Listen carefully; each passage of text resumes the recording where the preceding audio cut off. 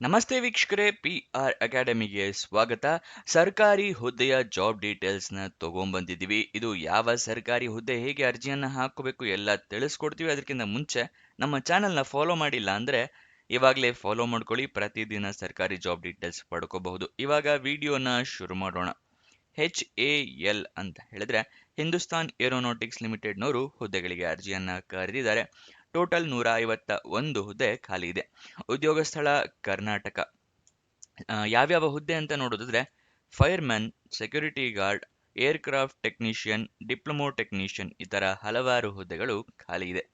ಸ್ಯಾಲ್ರಿಯನ್ನು ನೋಡೋದಾದ್ರೆ 21,000 ರೂಪಾಯಿಂದ ಹಿಡಿದು 23,000 ರೂಪಾಯಿ ತನಕ ತಿಂಗಳಿಗೆ ಸ್ಯಾಲ್ರಿ ಇರುವಂತಹ ಜಾಬ್ ಇದಾಗಿರುತ್ತೆ. ಈ ಯಾವ್ಯಾವ ಹುದ್ದೆ ಎಷ್ಟೆಷ್ಟು ಇದೆ ಅಂತ ಹೇಳಿ ತಿಳ್ಕೊಳ್ಳೋಣ.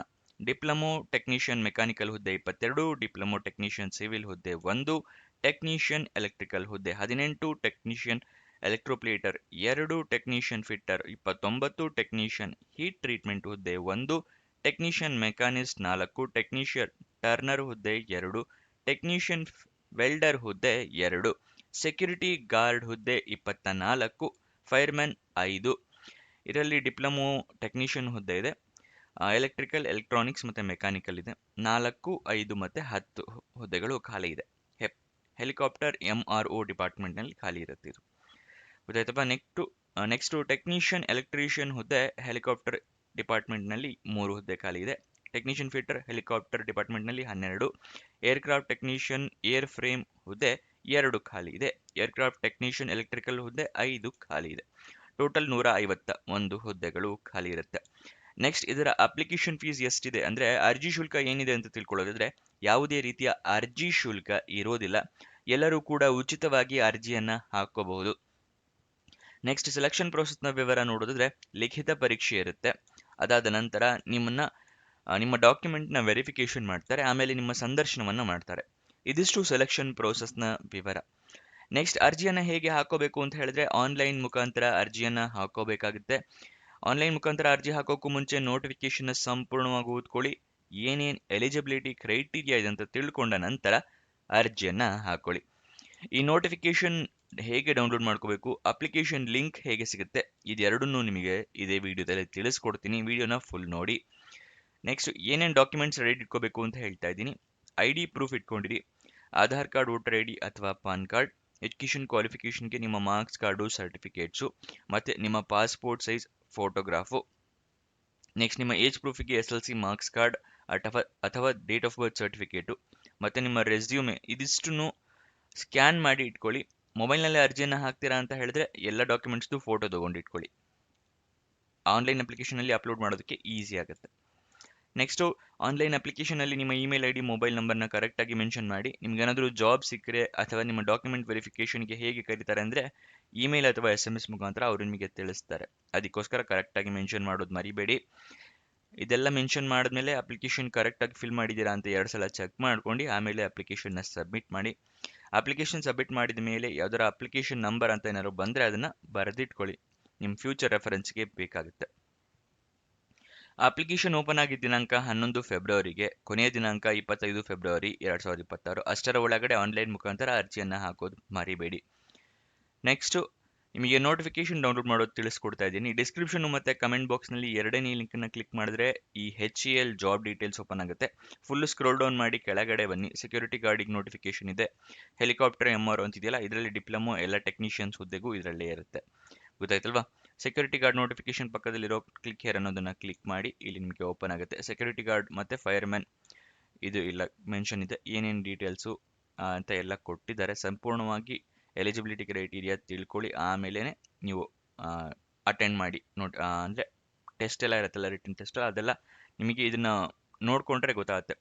ಏನೇನು ಟೆಸ್ಟ್ ಇರುತ್ತೆ, ಎಷ್ಟೆಷ್ಟು ಮಾರ್ಕ್ಸಿಗಿರುತ್ತೆ, ಏನೇನು ಅದೆಲ್ಲ ಸಂಪೂರ್ಣವಾಗಿ ಕೊಟ್ಟಿರ್ತಾರೆ. ಸಂಪೂರ್ಣವಾಗಿ ಓದ್ಕೊಳ್ಳಿ. ನೆಕ್ಸ್ಟ್, ಅದರ ಕೆಳಗಡೆನೆ ಹೆಲಿಕಾಪ್ಟರ್ MRO ನೋಟಿಫಿಕೇಶನ್ ಇದೆ, ಅದನ್ನು ಕೂಡ ಕೊಟ್ಟಿದ್ದು. ಅದರ ಪಕ್ಕದಲ್ಲೇ ಕ್ಲಿಕ್ ಹೇರೋದನ್ನು ಕ್ಲಿಕ್ ಮಾಡಿ ನಿಮಗೆ ಇಲ್ಲಿ ಡೀಟೇಲ್ಸ್ ಓಪನ್ ಆಗುತ್ತೆ. ಇದರಲ್ಲೂ ಅಷ್ಟೇ ಏನೇನು ಎಲಿಜಿಬಿಲಿಟಿ ಕ್ರೈಟೀರಿಯಾ ಇದೆ, ಏನೇನು ರಿಟರ್ನ್ ಟೆಸ್ಟ್ಗೆ ಏನೇನು ಸಿಲೆಬಸ್ ಇರುತ್ತೆ, ಮತ್ತು ಏನೇನು ಟೆಸ್ಟಲ್ಲಿ ಏನೇನು ಇರುತ್ತೆ ಅದೆಲ್ಲದೂ ಕೊಟ್ಟಿದ್ದಾರೆ. ಅದನ್ನು ಸಂಪೂರ್ಣವಾಗಿ ಓದ್ಕೊಳ್ಳಿ. ಆಮೇಲೆ ಅಪ್ಲಿಕೇಶನ್ ಹಾಕ್ಕೊಳ್ಳಿ.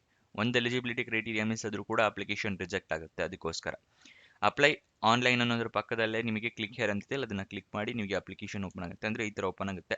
ನೀವು ಯಾವ ಹುದ್ದೆಗೆ ಅರ್ಜಿಯನ್ನು ಹಾಕ್ತಾ ಇದ್ದೀರಾ ಅದನ್ನು ನೋಡ್ಕೊಂಡು ಹಾಕಿ.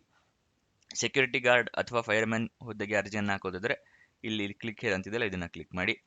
ಇಲ್ಲಿ ಟೆಕ್ನಿಷಿಯನ್ ಡಿಪ್ಲೊಮೊ IT ಟೆಕ್ನಿಷಿಯನ್ ಆದರೆ ಇದು ಅಂದರೆ ಎಕ್ಸ್ ಸರ್ವಿಸ್ ಮನ್ಗಳಿಗೆ ಇದು. ನೀವು ಎಕ್ಸ್ ಸರ್ವಿಸ್ ಅಲ್ಲ ಅಂತ ಹೇಳಿದ್ರೆ ಡಿಪ್ಲೊಮೊ ಮತ್ತು IT ಟೆಕ್ನಿಷಿಯನ್ ಹುದ್ದೆ ಆಗಿದ್ರೆ ಇಲ್ಲಿ ಇದನ್ನ ಕ್ಲಿಕ್ ಹೇರ್ ಅಂತ ಕ್ಲಿಕ್ ಮಾಡಿ. ಗೊತ್ತಾಯ್ತಲ್ವಾ? ಮೂರನ್ನು ನೋಡ್ಕೊಂಡು ಕ್ಲಿಕ್ ಮಾಡಿ. ಇಲ್ಲಿ ಕ್ಲಿಕ್ ಮಾಡಿದ ನಂತರ ನಿಮಗೆ ಅಲ್ಲಿಂದ ಕೂಡ ನೀವು ನೋಟಿಫಿಕೇಶನ್ನ ಡೌನ್ಲೋಡ್ ಮಾಡ್ಕೋಬಹುದು. ಸೊ ಅದನ್ನು ಆರಾಮಾಗಿ ನೋಡ್ಕೊಂಡು ಕ್ಲಿಕ್ ಮಾಡಿ, ಅಲ್ಲೆಲ್ಲ ಸಂಪೂರ್ಣ ಡೀಟೇಲ್ಸ್ ಓದ್ಕೊಂಡ್ಮೇಲೆ ಅಪ್ಲೈ ಮಾಡಿ. ನೆಕ್ಸ್ಟ್ ಅದರ ಕೆಳಗಡೆನೆ ಅಫಿಷಿಯಲ್ ವೆಬ್ಸೈಟ್ ಅಡ್ರೆಸ್ ಕೂಡ ಕೊಟ್ಟಿದ್ದೀವಿ. ಅಫಿಷಿಯಲ್ ವೆಬ್ಸೈಟ್ HAL-India.co.in ಇದು ಅಫಿಷಿಯಲ್ ವೆಬ್ಸೈಟ್ನ ಅಡ್ರೆಸ್ ಆಗಿದೆ. ಅಲ್ಲಿಂದ ಕೂಡ ನೀವು ಜಾಬ್ ಡೀಟೇಲ್ಸ್ ತಿಳ್ಕೋಬಹುದು.